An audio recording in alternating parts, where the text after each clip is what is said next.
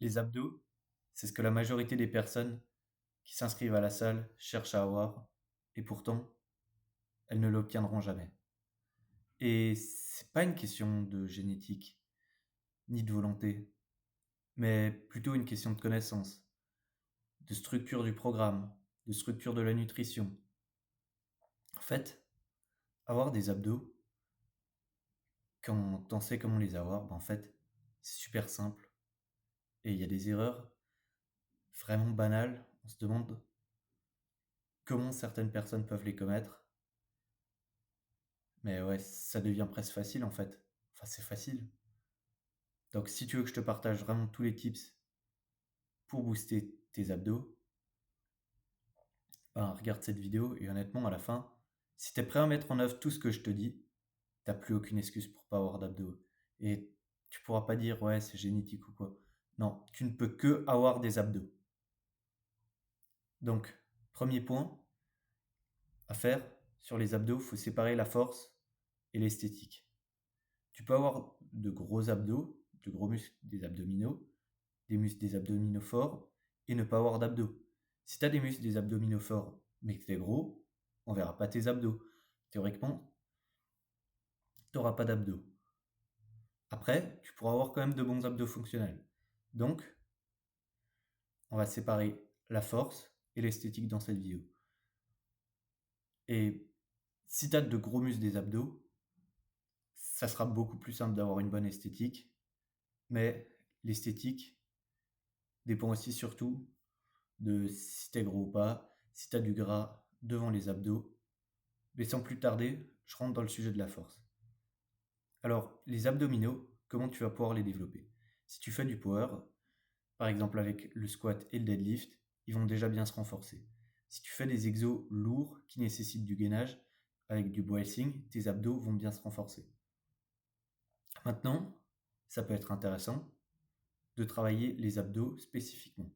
Qu'est-ce que tu peux faire pour travailler les abdos?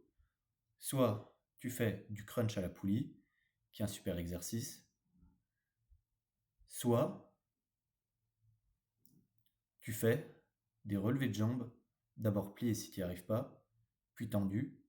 Une fois que tu maîtrises ces relevés de jambes, tu arrives à en faire 20 à peu près clean, tu peux soit ajouter du poids, soit commencer à faire des dragon flags, le but étant d'avoir une forme très propre et de bien maîtriser son poids de corps.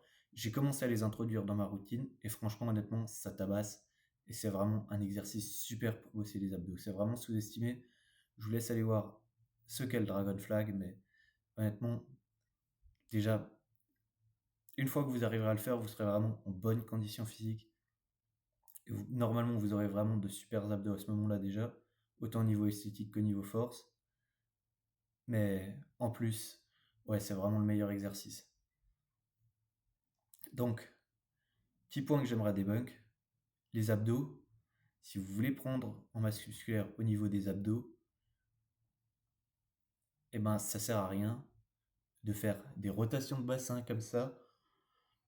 Des crunchs, ça peut servir, mais en fait, les abdos, ils sont considérés comme un autre muscle par la plupart des personnes. Vous voulez faire grossir vos quadris, qu'est-ce que vous faites? Vous faites du squat lourd, de la leg press lourd. Allez, vous pouvez monter à 8-12 reps, mais vous n'allez pas faire 50 reps.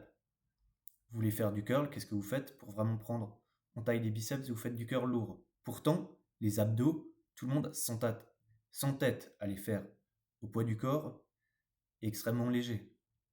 Tes abdos, il va falloir, si tu veux prendre en masse musculaire au niveau des abdos, les travailler lourds.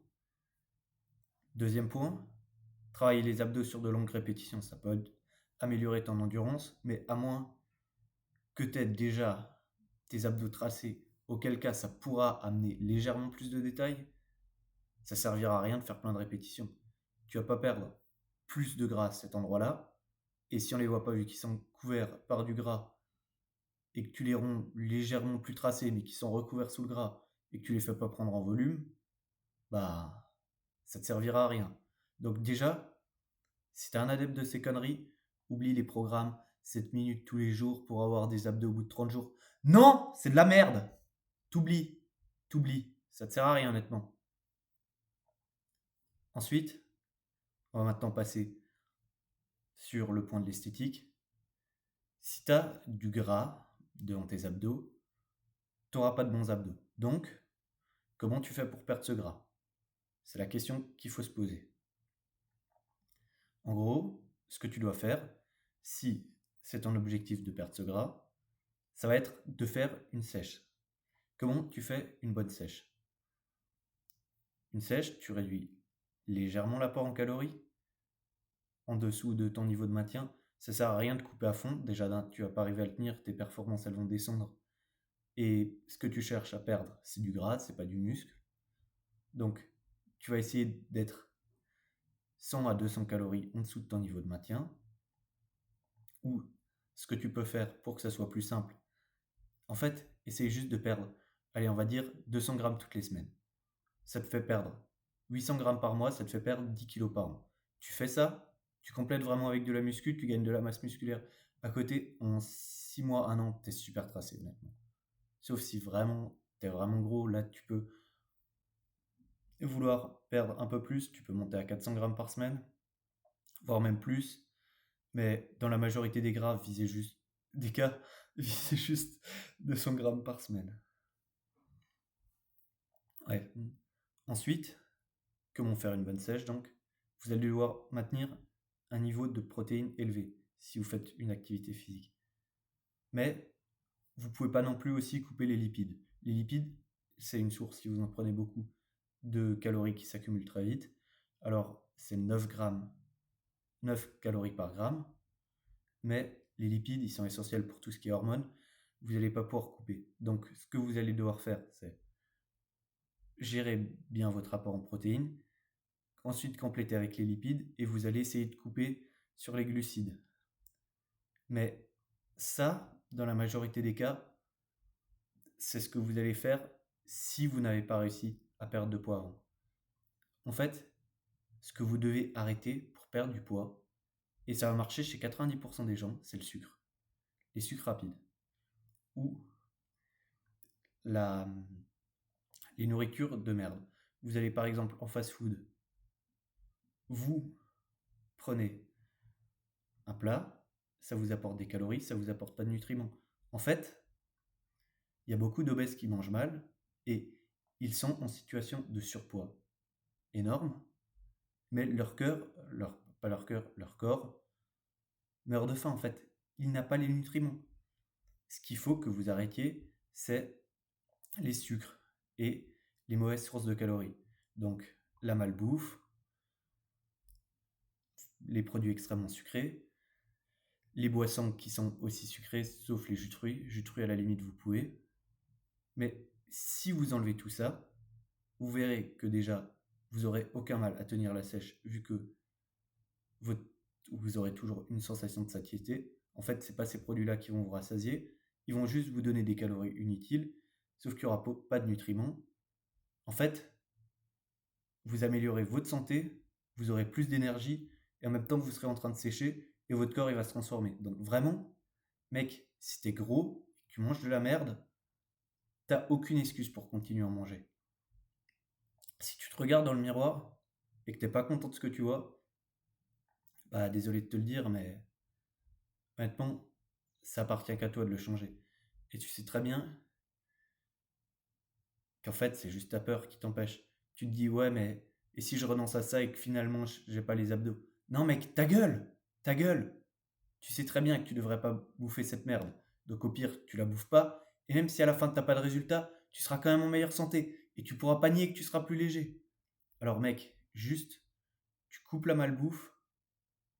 Et honnêtement, tu vas voir, ça donne vraiment, vraiment de super résultats. Et si par hasard, t'arrives pas à avoir de super résultats, ce qui normalement ne devrait pas être le cas, tu regardes, tu complètes d'abord ton apport en protéines, puis ton apport en lipides, et tu coupes les glucides. C'est simple, te casse pas la tête. Sur ce, je crois qu'on a à peu près tout dit. Si vraiment tu veux passer au meilleur niveau, devenir meilleur, en connaître sur beaucoup d'autres sujets, pouvoir vraiment t'améliorer, avoir le cœur que tu veux, je te laisse t'abonner à la chaîne et honnêtement, tu vas voir, on traite de plein de sujets. Et ouais, bah, mec, qu'est-ce que t'attends en fait? Si vraiment tu veux up ton physique, honnêtement, tu sais que c'est la meilleure chose à faire.